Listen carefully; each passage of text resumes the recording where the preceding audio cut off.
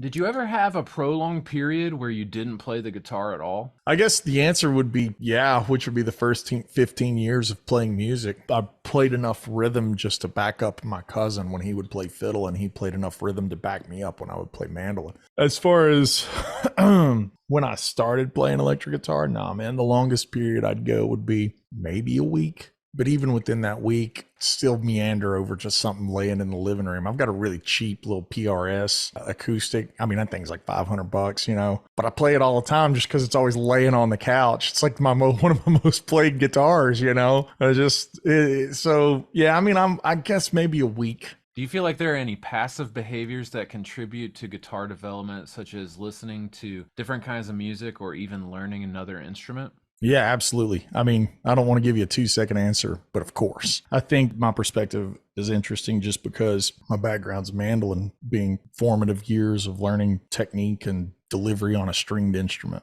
My favorite musicians weren't guitar players through my teens. I didn't hear Van Halen or Eric Johnson or Steve Morse or any of that stuff till I was 19 years old, 18, 19 years old. And so by then my musical tastes were so broad, and I've been hugely inspired my whole life by soundtracks, whether that be to film or video games or, just like as simple as Christmas tunes, just things that aren't like guitar stuff. And that helps the ear be more aware other than just driving with your hands first. Lets the ear drive first. It's good melody writing and stuff like that, I think, all comes from those other places. Do you have any pre-practice or pre-performance rituals that really get you in the zone? Yeah, man. Usually if I get a good half an hour with a video game, in all seriousness though, it's like things that help me like pre-practice. It's knowing that practice isn't learning. Like when I say I practice at speed, that doesn't mean that I just can assimilate a Chick Corea tune and just start playing it at speed. That's not what I'm saying. Learning something is slow. And I think that's a big misconception when it comes to pre-practice, practice, all this stuff. It's like learning is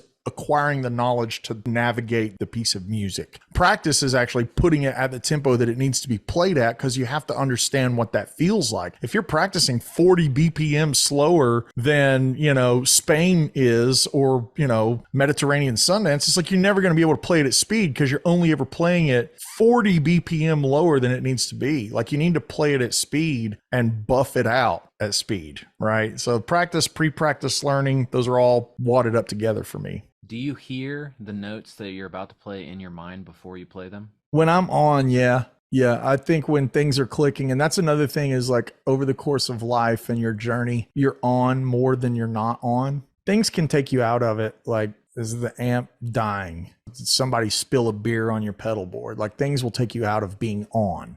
But when you're on, hopefully you're singing in your mind. Hopefully you're singing the tune or the improvisation, and that's happening in real time. And it's not something where your hands are driving. They're just executing the melody that's coming from up here. And that's something I really talk about a lot on Patreon. And I scat. I'm a terrible singer, but I can scat when I'm playing. And I'll scat a line before I'll play it. And that moment needs to be almost instantaneous, or you're not really hearing what you're playing. You're just regurgitating the right answer. During any point in your journey, did you develop a habit or less than ideal technique that you've had to try and fix? For sure. Like alternate picking, like getting it to where it is today. Yeah, I remember really struggling with some fiddle tunes when I was playing mandolin. I remember a tune, I was to be really young, maybe 6 or 7, and I was learning a tune called the 8th of January. And it's in D. Every fiddle player on the planet knows this tune, but like for whatever reason, the jumping back and forth of the strings, guitar players, we love 3-note per string, 2-note per string. We love to take a formula and just repeat it everywhere. Fiddle tunes, just by the nature, those and jazz heads, they just prevent that. Like you have to be ambidextrous with your directions. And so I remember being like 7 years old, being like, well, how in God's name am I supposed to be able to get inside and outside the strings to play this melody? And so, I just kept working with it until I got it. Same way with doing the Pick It Apart solo by Brent, playing with a flat pick, figuring out a way to cross pick and hybrid it to make it work. Yeah, I remember those things for sure. During your journey with the guitar, how did you best break through any plateaus or slumps? I think breaking through the plateaus and slumps, it's almost like you got to make peace with the fact that they're going to happen, and you don't ever realize it when you cross them. I don't remember being able to cross pick, like not be able to, like learning that. I just know that it took me years. I know it took me decades to develop some of the right hand technique that I had. But I definitely remember like listening to, like I said, it being my second instrument, listening to pick it apart and being like, how am I going to do that? I don't play finger styles. So like breaking through plateaus is something you don't realize you're doing because it's like the slow dig, like in Count of Monte Cristo, like when they're digging under the prison, you know, it's like, of course it's going to take 16 years, but you don't realize it's happening until you're out the other side. So I don't really know if that's a good answer or not, but that's the way I look at it. How do you approach improvisation, and what tips do you have for creating memorable solos on the spot? I think when it comes to improvisation, the hardest thing, and it's a really Kung Fu master kind of thing, is like respect the people listening to you. That means your bandmates, and that means the audience. The stage is not learning time. It is time to connect and make a statement and use the language that you have. Don't try to play above your means. Don't try to fit in that lick you've been working on for 2 months just because you want to impress somebody or somebody hear it. Like, that's a tough one for me to swallow because I'll get something under my fingers that I'm really happy to share. And it's like I'm oversharing because it doesn't fit. Like, and if that's old me would tell young me, hey man, you don't have to show everybody everything all the time. Like, just chill and respect the stage. Yeah, there should be a bit of a religious experience when you're sharing music. It's a gift to people, and respect that gift and their time and their ears. So whatever you want to take from that, that's the most important thing when it comes to improvisation. The single most important thing when it comes to improvisation. How do you maintain creativity and avoid getting stuck in a musical rut? We all get stuck.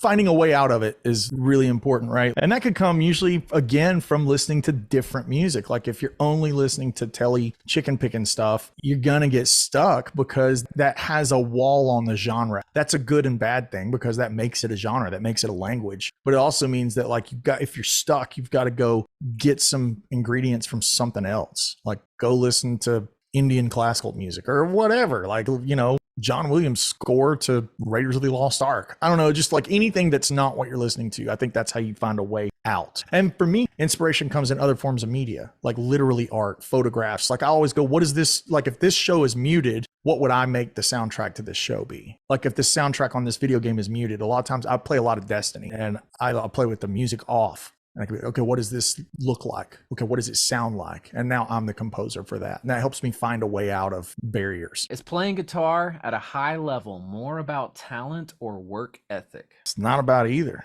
It's about connection. It's not about work ethic, because there's been a lot of great players eat up with substance abuse that don't have a work ethic that can go out there and connect. Not as much talent, quotes, as other players, and they can go out there and connect. I'll die on this hill, man. In all seriousness, the most important thing about playing guitar and or music, it's not even about the guitar. Like when does a guitar not become a guitar? Like if it's a tenor guitar, is it not a guitar? If it's a baritone, is it not a guitar anymore? Like that, is it acoustic? Is it electric? Like there's grammatical semantics that we can get caught up in. The most important thing you can do is connect with somebody else. And if you're playing for yourself, for your own mental health, which I 100% believe in, like we're being way down the rabbit hole on like 4 other people in this conversation. What if your therapy is playing Crazy Train every Friday night with a cold beer for nobody? What aspect of practice do you think people overlook the most? The thing people overlook is using their ears. Like, are you practicing? Have you recorded yourself? Like, we literally can record ourselves and see what we actually sound like. Not what you sound like when you're playing, when you're focused on executing things. What's your pocket like? Record you trying to play good acoustic guitar, record yourself playing the intro to Lion Eyes, because everybody thinks they can play it. And then they listen back. And there's no pocket and there's no lushness.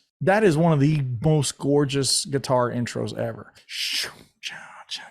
It's like a tambourine with harmony on it, and it's so in the pocket. Like, and that's simple. Now magnify that to Chick Corea or John McLaughlin, or, you know, what is it, Birds of Fire, Mahavishnu. Like, go there with that level of attention to pocket and detail. Yeah, gotta listen, man. Gotta listen. That's all there is. What is the most difficult part of learning the guitar? The most difficult part about learning the guitar is not getting caught up in the idea of traps of shapes. So guitar wasn't my first instrument, mandolin was. So when I came over, I was trying to apply, you know, things that I could play into the guitar, and I wasn't looking at shapes. And then I discovered that there were all these ideas of, and ideally you want to be thinking intervallically to where no matter what instrument you're playing, the instrument is just a vehicle, right? So if you understand intervals, you can go pick up a banjo and pluck something out, you know, or whatever, walk over to a keyboard and poke out a melody, right? You're understanding chord tones in the bigger picture and not being like, well, this is the shape that, the tab says. I think that's the hardest thing, is getting over that wall. What is the number one piece of advice you'd give to someone who's just beginning to learn the guitar?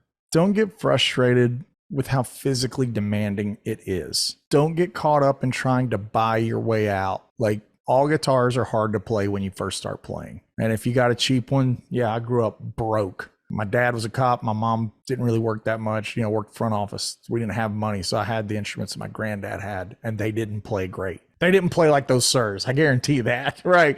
It was like old acoustics with high action. That's the beginner thing, is like the physical. That's probably the number one barrier for stopping people from playing the guitar. It sucks for the first however long. So don't let that bother you. What's the number one piece of advice you'd give an intermediate guitarist? Listen to other music other than what you think you like. It always goes back to listening. Like, it always goes back to what your input is. I have guys tell me all the time, man, I'd love to play some bluegrass stuff. Or I have bluegrass guys like, oh man, you play all that Eric Johnson stuff, all that, shred stuff or whatever. Like, I'm like, yeah, but I listened to it. Like, I didn't get there because I just woke up one day and tried to learn it. It's like I absorbed that language. Like, if you don't know your favorite Roy Nichols solo and you want to play Telecaster like Brent Mason, you got a lot of listening to do, because it probably means that you don't know who Ray Flack is, right? It probably means that you don't know who Danny Gatton is. Maybe you've heard that name or seen it in a Mel Bay book or something, but like, yeah, you got to know where it came from, and it's got to be a listening linguistic language. Like, there's no Rosetta Stone for learning different genres of music. You know this. I mean, you're a great player and you play a lot of different things. Like, there's no Rosetta Stone for jazz. What's your most tried and true practice routine?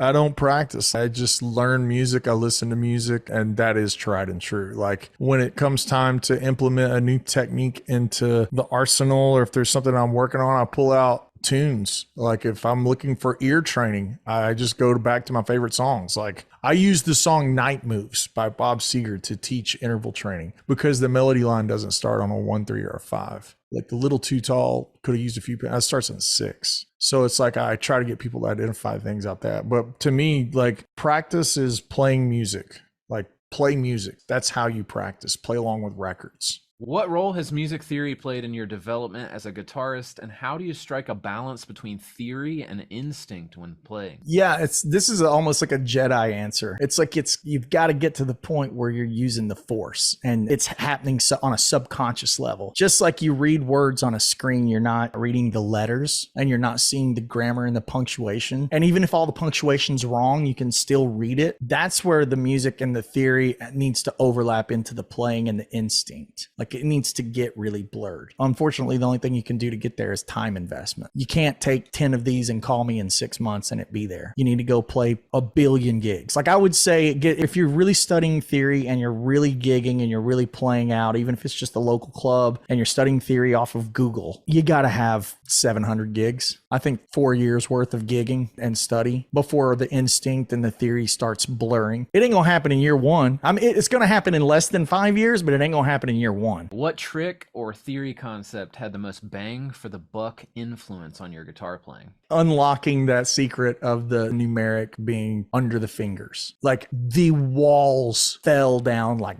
Babylon around me, because I was only able to play where I knew I could go, versus writing the melodies and the things that I've been writing over the past, say, 14 years, 12 years. I feel like Disconcerting Amalgam was like, it was starting to unlock there. And Truth and Lie got broader. And by Junktown, it was like, yeah, man. Now it's like I can blend every genre into everything that I'm to be comfortable in my own skin. Like, I could be the world's worst guitar player and everybody be like, that guy's awful. But I'd be comfortable being like, yeah, but this is my music. Like, it's cool for me. What was the single most effective thing that you've learned that opened the door to playing the guitar? Probably becoming aware of intervallic structure. And I think that scopes out a little bit and it becomes more of a thing of music than just guitar, because it started allowing me to be more efficient in the studio as a session player. Like, I was able to take a ukulele and cut a ukulele part, even though I'm not a ukulele player. When there would be a random need for a banjo, they're like, man, can you play this banjo part? And it's like, yeah, on a pop country thing, sure. It's not requiring Bela chops to play over a 1, 4, 5, 6 thing. You know what I mean? It's like, so I think becoming aware of intervallic structure, becoming a good chart reader, becoming really able to listen while I play, like in a live setting, like that's something that's really important that a lot of guys don't develop till later in life. But clubbing through my late teens into my early 20s, I was like, yeah, if I hear something, I want to be able to acknowledge it instantly and join up. So those kinds of things, they're more scoped out than the guitar, but I think those were the most important. What's your advice for aspiring guitarists looking to find their own voice and signature sound on the instrument? Yeah, acquire as big a buffet of music as possible, because your voice comes from having so many different flavors and different inputs that now those inputs become unrecognizable and they sound like you. When I hear Brent, I can hear Jerry Reed, I can hear George Benson, but I don't hear them. I hear Brent. When I hear Eric Johnson, I hear Hendrix, right? I hear some Wes Montgomery at times, especially like Manhattan, right? I hear some Stevie Ray isms from time to time. I hear Clapton, but I hear Eric, right? Steve Morse, any of them. Like, I think the advice is definitely just acquire so much music on your buffet, and all those ingredients make your little bowl of gumbo. And then you can see the different ingredients, but it's you. And you can only do that if you have that much input. Like, you can't do it if you've only got 3 bands that you listen to. What's your favorite way to visualize the fretboard? It doesn't matter. Like right now, I'm seeing like 1, 3, 5. Like say we're playing in G, like that would be like the fret behind the 2 dots. And I see 1, 3, 5. That could also be 1, 3, 5. So it doesn't matter which one's the right one. It matters which way I'm going. It matters what I'm about to say after that. So there's no way to visualize the fretboard because it depends on what you're about to say. Like where you're going depends on the visualization. And hopefully you've spent enough time to have those options laid out in front of you and you're not just seeing the same way to get to a 7. Again, it's like tying the interval thing together, right? You're not seeing that same path through a major 7. Like, is the major 7 your first finger to your middle finger on the G string for G? Or is it your third finger to your pinky? Or is it something where you're stretched out and you've got 3, 5, 7 like this? 3, 5, 7, 9? Like, what's happening? Or is it like 1, 3, 5, 7, 1 and you're string skipping? And that's all being like shred guy.